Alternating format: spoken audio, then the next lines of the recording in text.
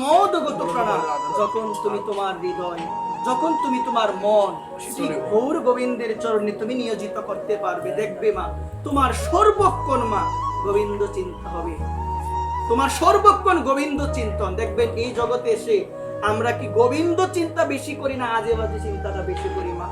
দেখবেন আমরা আজে বাজে চিন্তাটাই বেশি করি। চিন্তা আর হচ্ছে চিতা, দুইটার কাজ কি একই রকম? শুনবেন মনোযোগ দিয়ে, চিন্তা আর চিতা দুইটার কাজ কি গো মা? একই কাজ। চিতা জ্বালায়, চিন্তাও জ্বালায়। চিতা কখন জ্বালায়? যখন তুমি মৃত্যুবরণ করেছো, তোমাকে শ্মশানে নিয়ে যাওয়া হবে, তখন তোমাকে চিতা জ্বালাবে। চিতা কয়বার জ্বালায়? একবার জ্বালায়। আর চিন্তা আমাদের বারংবার জ্বালায়, বারবার জ্বালায় মা। এই জগতের যে চিন্তা, এই জগতের আজে বাজে বিষয়ে যে চিন্তা, ওই চিন্তা করে আমাদের হৃদয়ে কখনো সুখ শান্তি আসবে না। একমাত্র মনমনা ভব গোবিন্দ চিন্তন, রাধারানীর চিন্তন, গৌরের চিন্তন, নিতয়ের চিন্তন হৃদয়ে যতক্ষণ পর্যন্ত ধ্বনিত হবে, যতক্ষণ পর্যন্ত সেই চিন্তা হবে, সেই চিন্তায় আমাদের হৃদয়কে প্রেমে পরিপূর্ণ করতে পারবে। আর জাগতিক দুশ্চিন্তা, জাগতিক চিন্তা, এটা কখনো আমাদের সুখ দিতে পারে না। হাজারো মানুষ আছে যখন সংসারে কোনো বিষয় উঠে, বিভিন্ন ধরনের দুশ্চিন্তা আসে, ওই দুশ্চিন্তা করে কি শান্তি আসে হৃদয়ে? বরং অশান্তি, বরং দুঃখ। কিন্তু যখন ভাববেন গোবিন্দের কথা, যখন চিন্তা করবেন, এগুলো ভেবে তো লাভ নাই, যা হবার তা হয়েছে, সেটা আমি ধরতে পারবো না, সেটার মধ্যে আমার কোনো হস্তক্ষেপ নাই, আমার হাত নাই সেটার মধ্যে। ভগবান যেটা করেছেন সেটা ভগবান ভালোই করেছেন। এই যে কথাটা, এটা হয়তো বা মুখে বলা অনেক সহজ, কিন্তু হৃদয় থেকে মানা, মন থেকে মানা অনেক অনেক অনেক কঠিন বিষয়। এটা ভগবান যা করে ভালোর জন্য করে। যারা সেই স্তরে পৌঁছাতে পেরেছে তারা ভাবে, দুঃখ আসলে তারা এটাই ভাবে।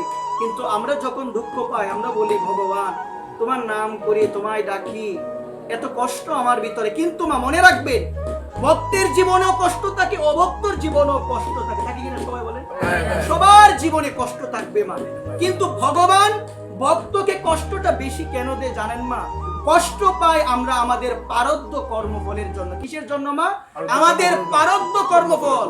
আপনি যেটা করবেন কোনো না কোনো সময়, সময়ের চক্রে গিয়ে আপনাকে সেটা ভোগ করতে হবে। আজকে যদি আপনি কারো মনে কষ্ট দিয়ে থাকেন, জীবনের কোনো না কোনো এক সময়, কোনো না কোনো এক চক্রে আপনি সেই কষ্ট পাবেনই পাবেন। বিশ্বাস করেন বা না করেন, শাস্ত্রের কথা মানতেই হবে একবার। কিন্তু ভগবান ভক্তকে যখন দুঃখ দেয়, একটা কারণ আছে। ভগবান ভক্তকে অনেক ভালোবাসে। ভগবান চায় ভক্ত যেন সর্বক্ষণ আমার নিকটে থাকে। এখন ভগবান ভক্তকে নিজের কাছে নিতে চায়।